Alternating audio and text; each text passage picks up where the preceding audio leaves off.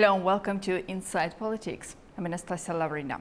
In this episode, we turn our focus to a region long caught in the crosswinds of history, and now once again at the center of a geopolitical recalibration. On the heels of a high-profile visit by Syria's Transitional President Ahmad al-Sharaa to Azerbaijan, a trip capped by the signing of a significant memorandum of understanding on energy cooperation, we are witnessing what could be the first steps in Syria's long path toward reconstruction. But what's more intriguing and perhaps more consequential are the quiet conversations reported between Syrian and Israeli officials in Baku. Once unimaginable, this context signals a potential realignment not just in Syria's external relations, but in the very architecture of Middle Eastern diplomacy. Energy, security and influence are converging in the South Caucasus, transforming it into a geopolitical pressure point. So what does this mean for Syria's fractured future? Can energy diplomacy lead where years of conflict have failed? And what role do outside powers play in shaping this fragile next chapter? To unpack these pressing questions, I'm now joined by two deeply informed guests. Mehmet Öğütçü, chairman of the London Energy Club and a former Turkish diplomat with decades of experience navigating these corridors of power. And from California, Professor Brenda Shaffer of the U.S. Naval Postgraduate School, an internationally recognized expert on energy politics and regional security. Dear experts, well, welcome to Inside Politics. And Professor Shaffer, if you don't mind, let me start with you. Let's begin with the energy deal itself. A memorandum of understanding was signed during this visit between the state oil company of the Republic of Azerbaijan, SOCAR, and the government of Syrian Arab Republic. What is the real strategic weight of this memorandum? Right. So I think first thing, it's going to really help to stabilize Syria. And if you don't have energy, you can't have water pumps and have agriculture. If you don't have energy, you can't have, economic growth. And there are really literally millions of refugees that want to return from Turkey, from Europe, back to Syria, and they need energy in place for this to happen. So I think that the agreement will lead to SOCAR's involvement, not just in supplying of gas, but also reparation of refineries, gas storage, all the infrastructure that's connected to the energy sector. But in addition, because it's SOCAR and because it's Azerbaijan, there's a chance that this could also lead to a lot more regional interconnection and energy. So whether it's Syria to Turkey, gas coming from Jordan that might be also Israeli gas, coming into Syria, really can link Syria in energy ties to its neighbors. And I think Azerbaijan is one of the only countries that has good relations with all the involved countries and can play that role. Well, very interesting, Mr. Öğütçü. From a diplomatic standpoint, what do you make of Syria choosing Azerbaijan for this agreement?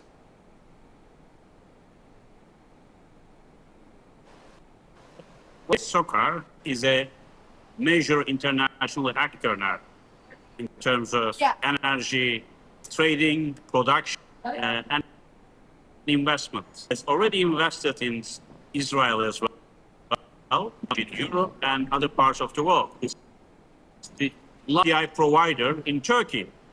Therefore, serious transformation in Syria and linking Syria closely to Turkey and Israel having a greater say in how the region is looking like now in terms of the new dynamics, and Iran being purged and sent out of this region, especially from Syria, and there is need for new partners.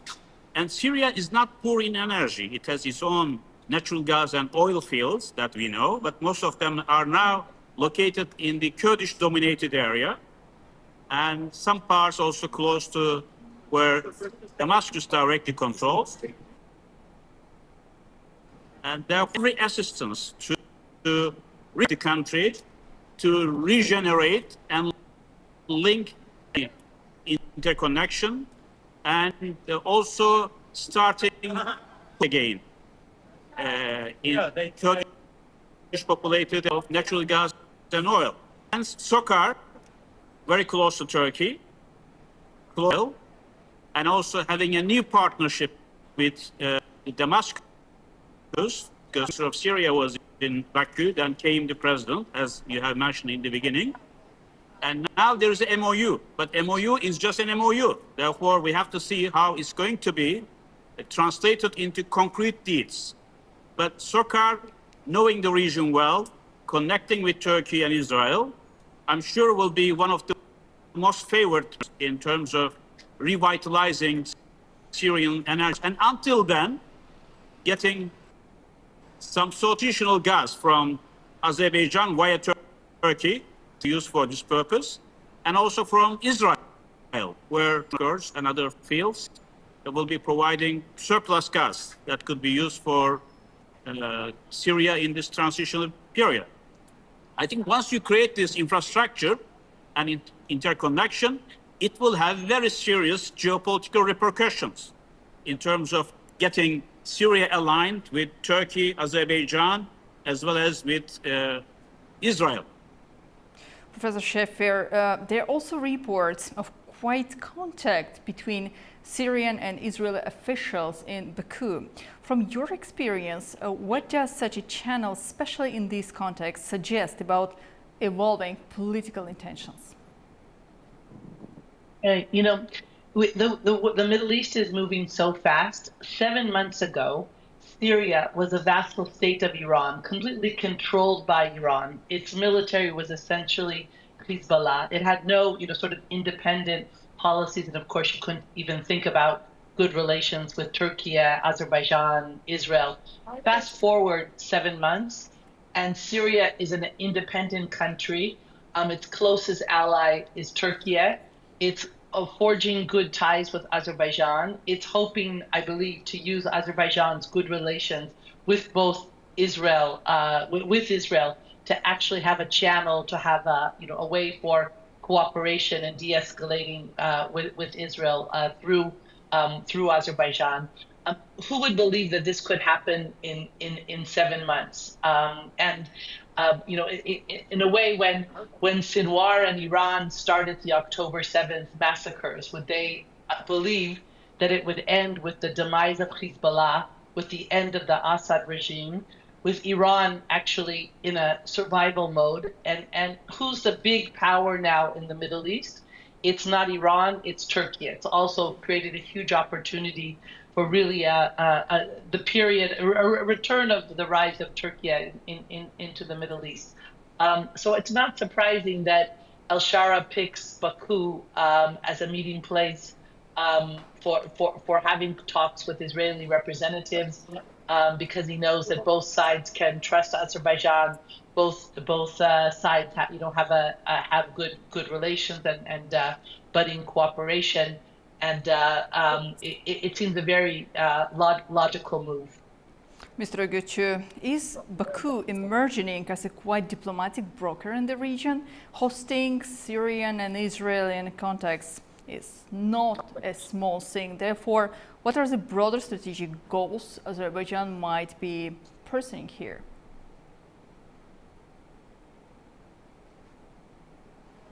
Well, I mean, under the leadership of Ilham Aliyev, I think Azerbaijan has followed a very strategic and talented foreign and security policy, implications for its economic and trade relationships as well. And now we are, as we keep repeating, in a new era. Middle East has been redesigned more or less, Iran being pushed back to where it is, and all the way to Afghanistan, a new map is emerging in which dynamic forces will be taking over and extremism will be crushed. And Syria has been stabilized to a large extent, but serious issues there to be handled. And we don't know what the Kurdish populated area, YPG area, will look like now with PKK being dismantled, more or less. And at least first step has been taken in this regard. And I think Azerbaijan, although it doesn't have any direct interest in Syria, because it's more concerned about what's happening in Caucasus, Central Asia, and its lucrative markets in Europe and elsewhere. Now, I think with Turkish encouragement and assurance, probably, Azerbaijan is coming to Syria so that it's going to fill part of the gap left by Iran, because Iranians were active in energy in Syria. Right now, I think, in respect of perhaps energy resource, KRG in northern Iraq could be somehow merged with what we have in northern Syria, and whether this resource is for the whole area or only for the Kurdish regions, within Syria, I'm sure Sharaa and the Kurds will be settling this among themselves. The role of Azerbaijan is a major force to explore, to invest, to produce and trade will be a major add-on benefit for Syria, for Turkey, as well as Israel in terms of redesigning the region and stabilizing Syria altogether. So overall, I think this is a win-win for all this and for the region in general, in my opinion. Professor Shaffer, United States President Donald Trump has signed an executive order to dismantle a web of sanctions against Syria, a move that will likely unlock investments in the country that's needed for recovery, for reconstruction, and the development of new infrastructure in Syria. Therefore, how do you think it can also foster the cooperation between Syria and the partnering states in its future political and economic development? Yeah, the removal of sanctions was very important, and it was a very smart move of the Trump administration, also seen the same in European countries, and it's already facilitated, for instance, a very large World Bank loan that could be used for the electricity sector in Syria. So there's immediate results from this. And of course, the sanctions made no sense. They were on the Assad regime. Why you would continue the sanctions against Syria when you have a completely different regime and a completely different outlook. And in fact, the Syria under Assad was, its biggest allies were Russia and Iran. Today, the biggest enemy of Syria is Iran.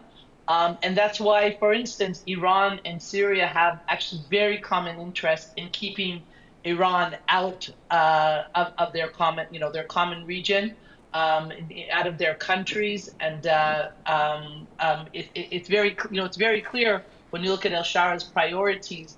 His biggest priority is to keep Iran out of Syria and not meddling, not trying to destabilize the country. The last couple of days, there's actually been some clashes, about 60 Syrians injured, I believe up to 20 killed. And it's, probably you still have Iran's hand trying to create these clashes. The same with sort of the Kurdish SDF, YPG. It's sort of taking some steps back from its agreement with the central government, probably also prodded by Iran on this.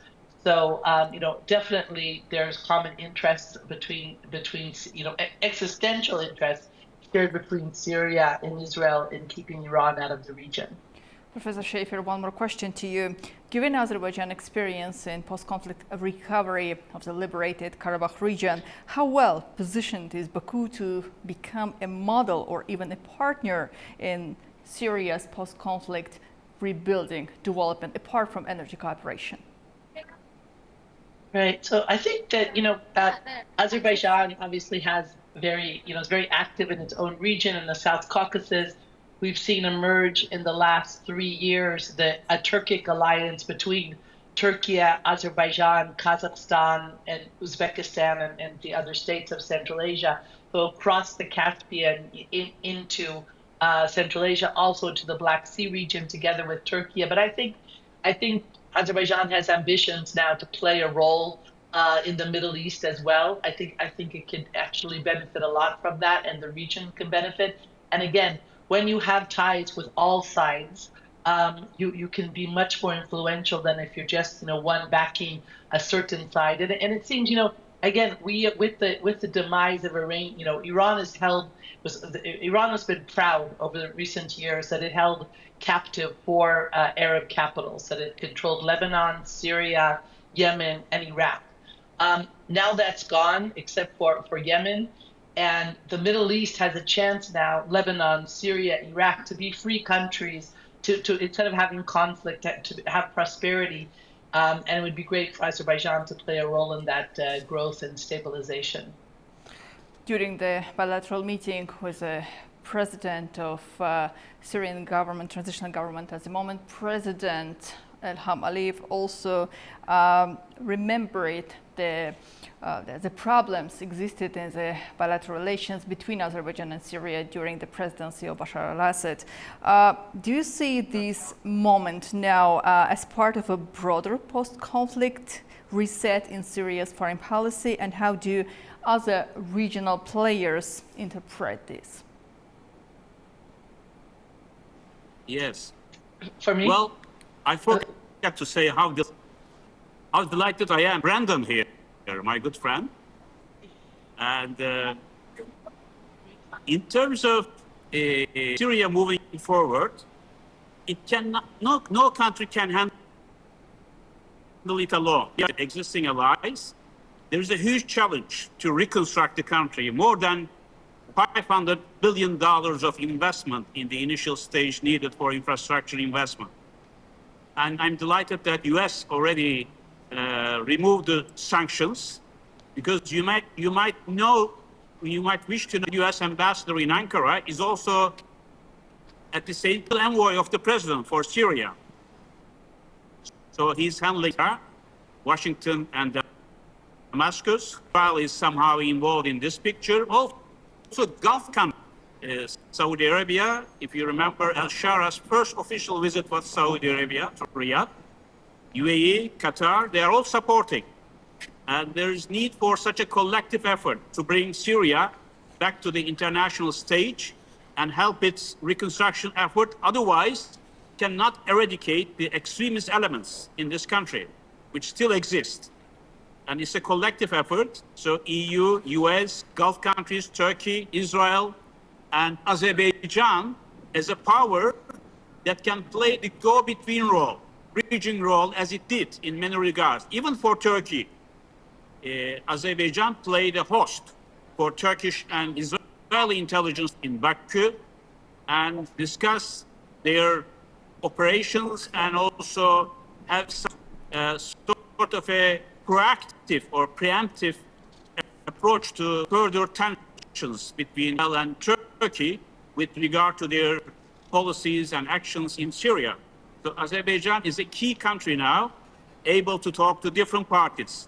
And I'm sure this role will play very constructively in Syria as an investor, as a facilitator, as a trader, as a producer.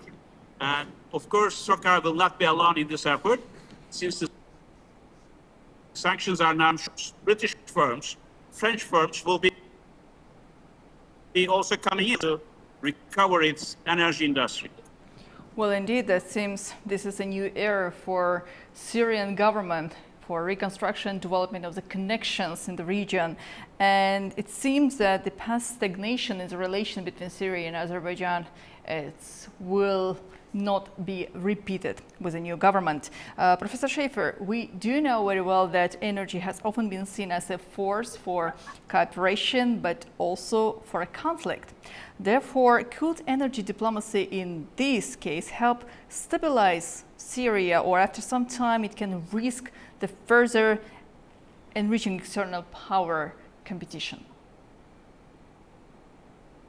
Right. So I think that in addition to importing gas and bringing in companies like SOCAR to revitalize their energy infrastructure and their refineries, I think, picking up on a point that Mehmet made, Syria itself is very rich in oil and gas, and so much of it was unexplored. For instance, the offshore in Syria has really never had any sort of serious exploration.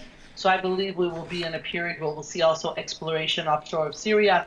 There are a lot of, the geological rumors over the years that Syria and Lebanon offshore are rich in gas and potentially even oil. So yeah, I think we might have a new bonanza in the East Med, Eastern Mediterranean, a new stage with the exploration. And I wouldn't be surprised if within our lifetime we see even Israeli gas flowing through Syria into Turkey, into Europe, and vice versa, Turkish gas from the Black Sea flowing into the Middle East. We're going to have a lot of new flows in coming years. Well, and another very important question, coming back to the role of the United States, how might the U.S. moves influence Syria's regional re-engagement, especially after the lifting the sanctions, which was previously imposed against Syria? Now, what do you think about the possible steps of the United States toward normalization of Syria with Israel or participation in the broader Middle East diplomacy? Right. So I think by appointing the U.S. ambassador to Turkey, also a special envoy for Lebanon and Syria, I think this is a very logical move from the Trump administration, and someone who is in Ankara, hearing the development, able to influence it. So I think that Ambassador Barak is going to have a very positive role on these issues. I think one of the main issues is the status of the Lebanese army, because for so many years, the Lebanese army, instead of being, a unifying force and being able to defend Lebanon and keep Lebanon out of the different conflicts in the region, it actually was quite co-opted by the Hezbollah and, was not really a national force. So I think a lot of it will depend on Lebanon itself. And Ambassador Barak actually mentioned this to the Lebanese recently, that they are going to have to take control of their military. It can no longer be a collection of militias ruled by Hezbollah. And it seems, again, with the weakness of Hezbollah, the weakness of Iran right now, Lebanon has an historic opportunity to stabilize itself. So just to conclude what we discussed today, from one side we see that Azerbaijan is becoming a platform for discussions of the officials between the officials of Israel and Syria, and from the other side, Azerbaijan still can play a role of mediator of the possible talks between Turkey and Israel, right? Yes, Turkey and Israel. Israel and Syria in a variety of directions, and I think even between Israel and Turkey, we're maybe turned the corner, going towards improved climate between the two countries. So, Brenda, I think it's very important to ask a question. Just recently, US President Donald Trump made a statement. I would like to quote it. He said, "We solved Azerbaijan and Armenia. It seems like it will have a good conclusion." What does it mean, actually? The recent bilateral meeting held in Abu Dhabi, United Arab Emirates, between the President Ilham Aliyev and Prime Minister of Armenia, Nikol Pashinyan, both sides affirmed that this is bilateral meetings, direct talks between two sides, which was, let's say, quite successful. So what does it mean? So, Anastasiya, actually, the developments we discussed related to Syria and the progress in the Armenia-Azerbaijan peace process are actually interlinked. So, what prevented Syria from closer relations with Azerbaijan? What prevented Syria from having cooperation with Israel? It was Iran, being controlled by Iran. Now, after the 12-day war, Iran is a lot weaker. One of the countries that has lost from this change is Armenia. It lost its only ally, strategic backer, that it has. And now Iran's a lot weaker. So one, this has pushed Armenia to have more urgent need, for a peace agreement. And two, Armenia realizes it can't rely on Iran. Iran is a lot weaker. It is also working faster to improve its cooperation with the United States. This also means, Iran was the biggest sort of supporter of Armenia in preventing the establishment of the Zangezur corridor. Now that Iran is weaker, it's it's harder for Armenia to stand up and continue to deny this corridor. And in fact, I've heard it from multiple U.S. officials. The U.S.